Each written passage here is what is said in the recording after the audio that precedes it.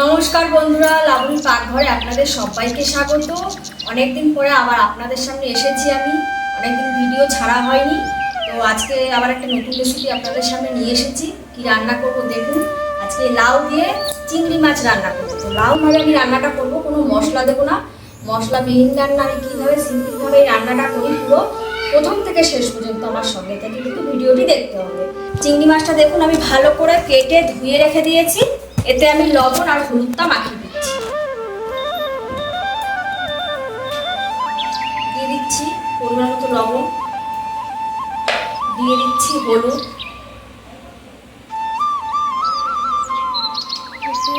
দিয়ে এবার মাছটা আমি ভালো করে মাখিয়ে দিচ্ছি।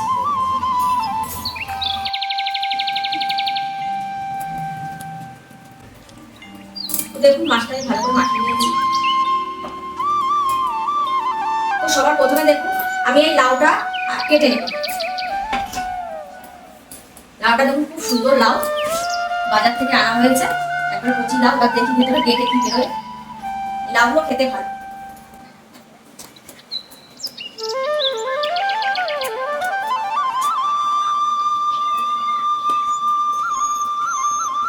দেখুন পুরো একবার কচি লাউ, কত সুন্দর লাউটা। কি করবো, কিনেই আমাদের খেতে হবে। তো বাড়িতে যদি গাছ লাগাই, গাছ থাকে না, আশেপাশে ছাগল আছে, গাছ খেয়ে চলে যায়, সেই কারণে কিনেই খেতে হয়, আমরা চাষ করতে পারি না বাড়িতে।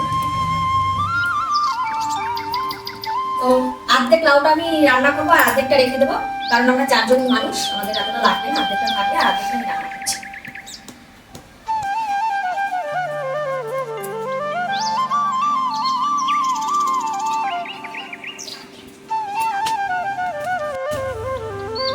এবার আমি পাতলা পাতলা করে খোসাটা ফেলে দেবো।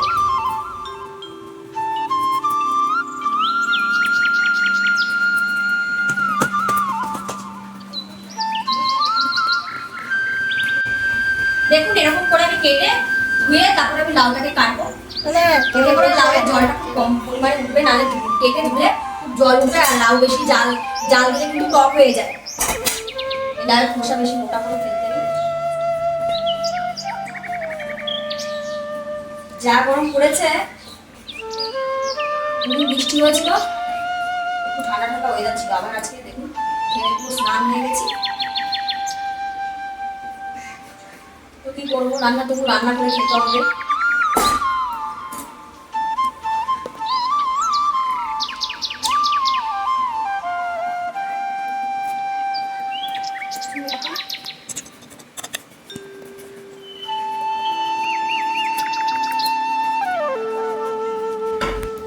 দেখুন লাউটা আমি কেটে ভালো করে ধুয়ে নিয়ে এসেছি। এবারে আমি লাউটাকে কেটে নিচ্ছি। খুব সরু সরু করে কাটতে হবে না, খুব মোটা করে কাটতে হবে না, একটা সাইজ মতো কাটতেই হবে।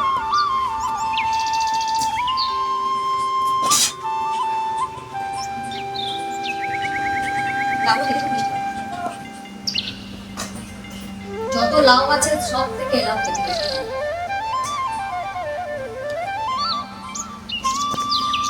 বাঙালির পাতে চিংড়ি মাছ মানে লাউ চিংড়ি পুড়ে গেলে তো কোনো কথাই নেই।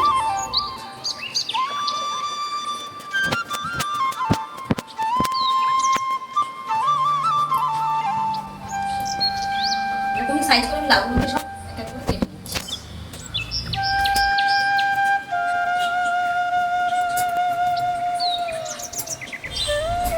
দেখুন লাউটা আমি এরকম সাইজ করে কেটে নিয়েছি। এবার আমি রান্না চাপাবো। দেখুন গ্যাসটা এবার আমি ধরিয়ে দিচ্ছি। কড়াইটা গরম করে নিয়েছি। এবার আমি কড়াইতে দিয়ে দিচ্ছি তেল। দেখুন তেলটা গরম হয়ে গেছে। এবার আমি তেলের মধ্যে দিচ্ছি জিরে ফোড়ন।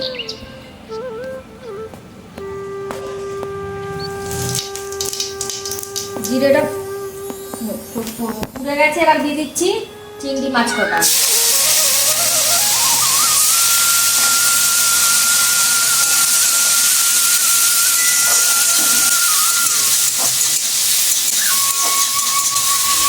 মাছটা আমি বেশি ভাজবো না, চিংড়ি মাছ বেশি ভাজবো না, বেশি ভাজলে একটু শক্ত হয়ে যাবে, হালকাই ভাজবো।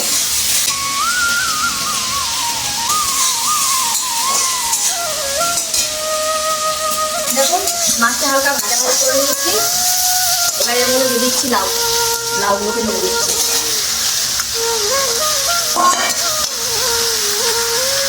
দিয়ে দিচ্ছি স্বাদ অনুযায়ী লবণ, দিয়ে দিচ্ছি পরিমাণ মতো হলুদ,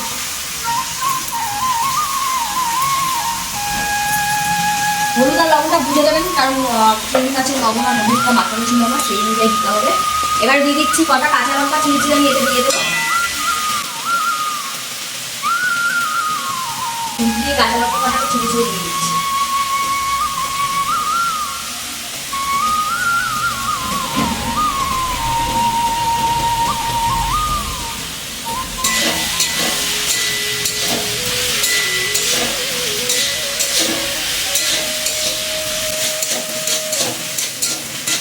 লাউটাকে একটু ঢাকা দিয়ে দিচ্ছি।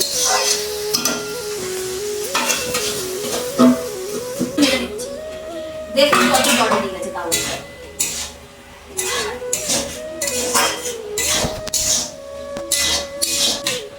আর ঢাকা দিতে হবে না, এভাবে হয়ে যাবে, জলটা টানা অপেক্ষা করতে হবে।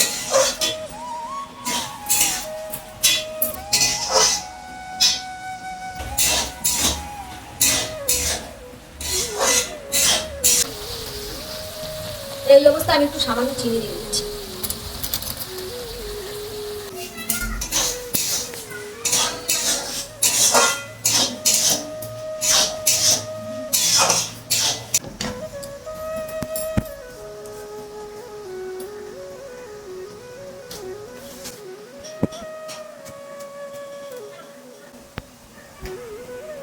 এবার আমি ধনে পাতাটা, লাউ চিংড়িটা হয়ে এসছে, এবার আমি ধনে পাতাটা দিয়ে দিচ্ছি। ধনে পাতা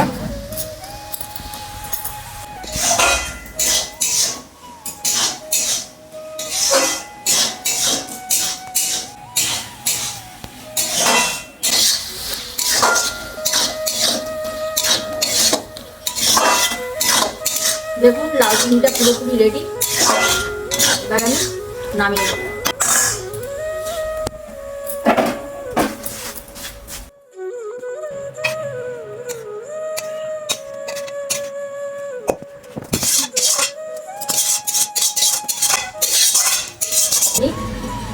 এরকম হয়েছে, কিচ্ছু মশলা দিইনি, কিছু দিইনি, আপনারা তো দেখলেন।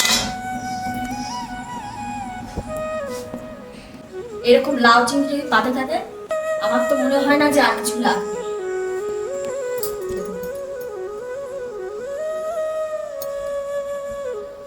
চিংড়ি রান্না হয়ে গেছে, তো এবার আমার ছেলেকে খেতে দিচ্ছি।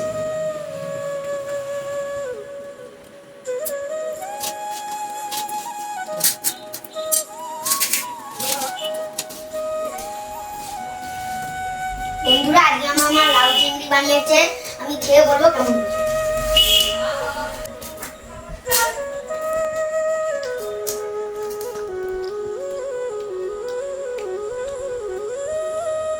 বন্ধুরা, লাউ চিংড়িটা খুব ভালো হয়েছে, আপনারা এভাবে বাড়িতে বানিয়ে দেখবেন। যদি ভালো লাগে অবশ্যই আমার চ্যানেলটিকে সাবস্ক্রাইব করবেন, লাইক কমেন্ট শেয়ার করবেন।